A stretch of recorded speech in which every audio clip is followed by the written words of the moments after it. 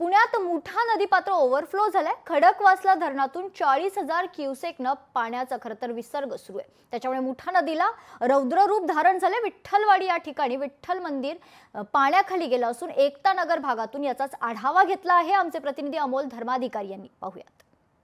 खडकवासला धरणातून मुठा नदीमध्ये पाण्याचा विसर्ग हा मोठा झालेला आहे।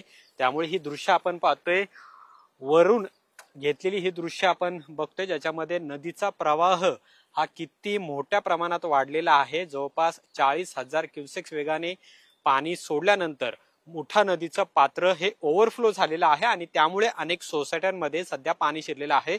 समोर आपण पाहतोय जे राजाराम पुलाच्या जवळ असलेलं विठ्ठल मंदिर आहे, ज्याला प्रति पंढरपूर म्हटलं जातं, ते विठ्ठल मंदिर सुद्धा पूर्णपणे पाण्यात गेलेलं आहे।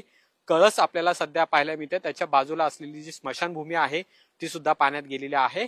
सोसायटीमध्ये सुद्धा पाणी शिरलेलं आहे। अगदी नदीला लागूनच काही अंतरावर ही सोसायटी आहे, ज्या सोसायटीतल्या अनेक इमारतींमध्ये सध्या पार्किंगमध्ये पाणी गेलेलं आहे आणि त्यामुळे रेस्क्यू ऑपरेशन सकाळपासून सुरू झालेलं होतं। जवळपास 65 ते 70 कुटुंब आहेत, त्यांना स्थलांतरित करण्यात आलेलं आहे। पण अनेक मंदिरं आणि जे छोटे पूल वाहतुकीसाठी असतात ते मात्र सध्या पाण्याखाली गेलेले आहेत। बाबा भिडे पूल, शिवणे पूल, महानगरपालिकेच्या समोरचा जो टिळक पूल आहे त्याला सुद्धा आता पाणी लागलेलं आहे आणि त्यामुळे ही खबरदारी घेतली जाते। पण नदीचं हे रौद्र रूप आहे ते आपण या माध्यमातून पाहिलेलं आहे, ज्याच्यामध्ये जवळपास 40,000 क्युसेक पाण्याचा विसर्ग सध्या सुरू झालेला आहे।